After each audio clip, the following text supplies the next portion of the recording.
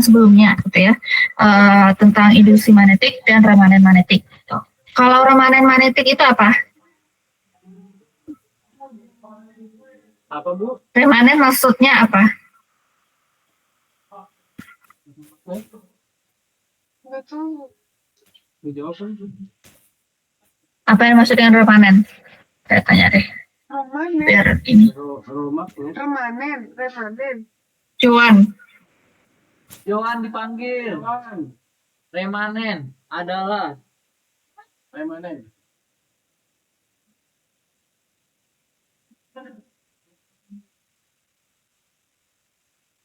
Maaf Bu, suara. Dulu sih suara. Yuk, sifat suatu bahan. Gimana suara saya putus-putus? Medan magnet sementara. Maaf Bu, suaranya tadi nggak masuk di saya Bu. Oke, apa yang dimaksud dengan induksi magnetik? Remanen magnetik ya, salah. Remanen itu artinya apa? Suatu bahan untuk menghasilkan medan magnet sementara. Sifat suatu bahan untuk menghasilkan medan magnet sementara Bu. Ya, relatif bisa ya artinya ya. Induksi magnetik,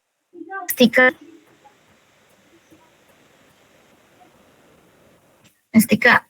Untung nama gue di bawah. Mama, dia gangan. Ya.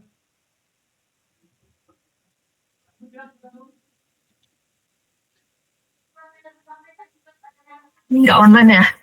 Oke, siapa ini ya? Siti Hotnaria. Ada nggak sih di sini? Mama, they're all.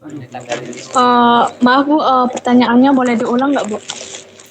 Induksi magnetik apa itu? Induksi magnetik apa ya? Suatu Induksi magnetik itu merupakan induksi yang disebabkan oleh arus listrik Bu. Oh, induksi magnetik itu yang medan magnet yang biasa. Maksudnya induksi apa? Pergerakan arus listrik itu. Kalau arti dari induksi itu ini Bu, adanya aliran medan.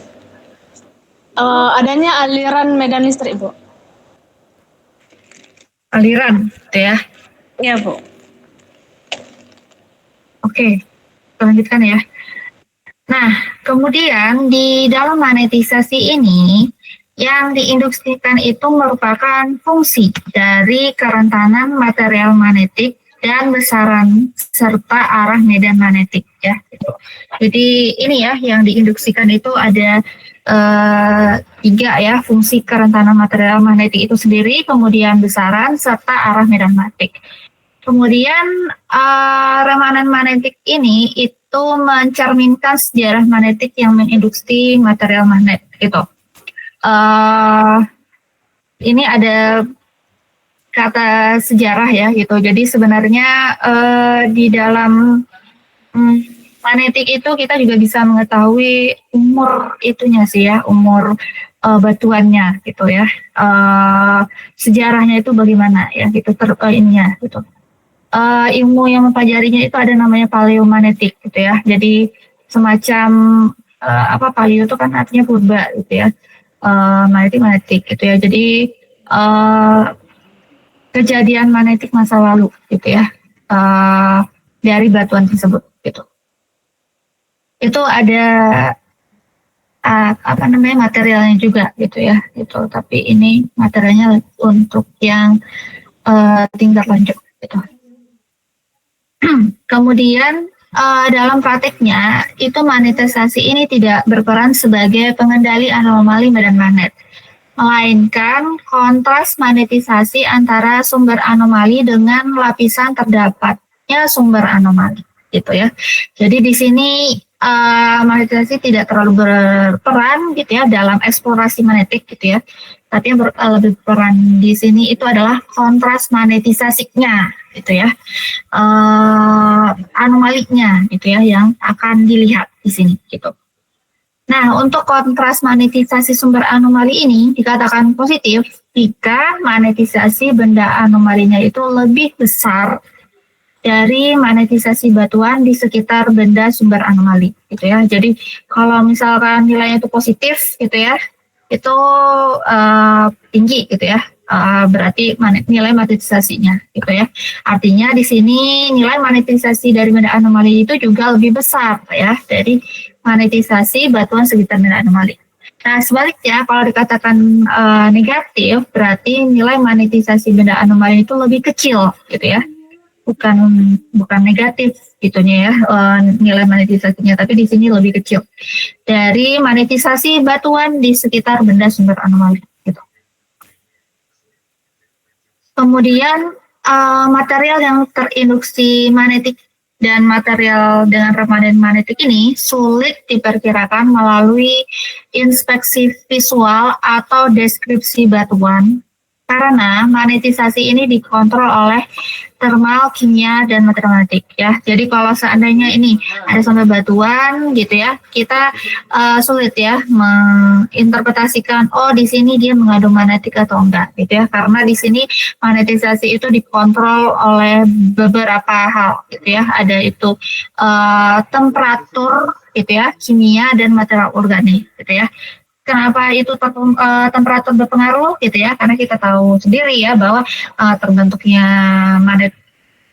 peristiwa proses terbentuknya magnetisasi bumi itu karena adanya ini gitu ya, spin gitu ya, pergerakan spin yang membentuk dinamo gitu ya, ibaratnya seperti dinamo sepeda gitu ya. Ada pergerakan di dalamnya gitu ya, pergerakan, dan sehingga dari pergerakan itu menghasilkan suatu panas gitu ya, thermal gitu.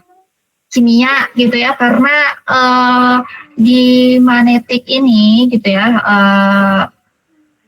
batuan itu ya kan itu terdiri dari mineral gitu ya. Nah, mineral itu nanti mengandung komposisi kimianya gitu ya. Gitu. Nah, makanya di sini kimia juga berperan gitu. Kemudian material magnetik itu sendiri gitu. Lalu untuk magnetisasi batuan, sebagian besar itu disebabkan oleh mineral yang tergantung di dalam batuan tersebut. Ya, tadi seperti yang saya bilang bahwa magnetisasi batuan itu disebabkan oleh mineral, gitu. Jika Anda paham ya dengan materi tentang mineral, kristal gitu ya. Kalau batuan itu kumpulan dari mineral ya, mineral kumpulan dari kristal gitu ya.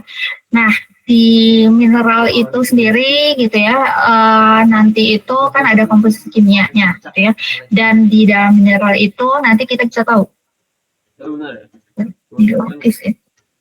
Kita bisa tahu ya dia memiliki termanisasi atau enggak gitu ya gitu.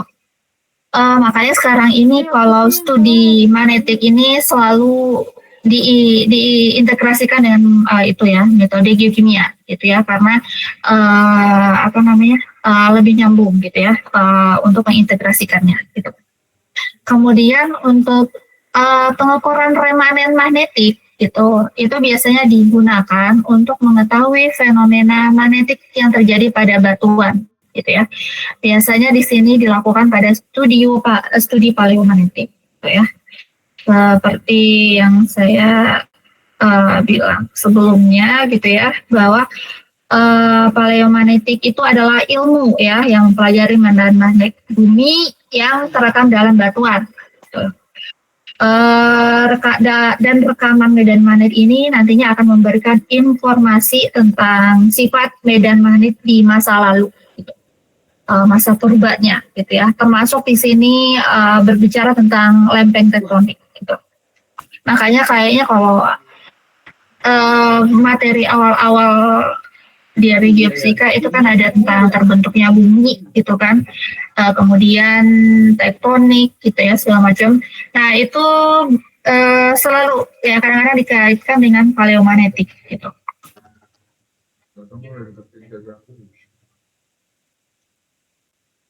Kemudian, nah untuk rentang nilai anomali magnetik ini memiliki rentang yang dinamis ya, di mana nilainya itu jauh lebih besar dari anomali gravitasi. Nah, ini juga sudah pernah saya bilang ya, kalau nilai anomali gravitasi itu biasanya nilainya kecil ya.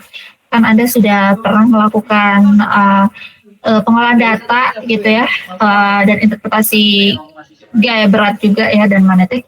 Itu untuk gaya berat nilai CBA-nya itu ini paling rentangnya antara puluhan gitu ya sampai ratusan gitu miligal gitu ya, atau nanti skalanya lebih kecil lagi sampai mikrogal ya kalau melakukan pengukuran time lapse gitu ya, time lapse gravity gitu.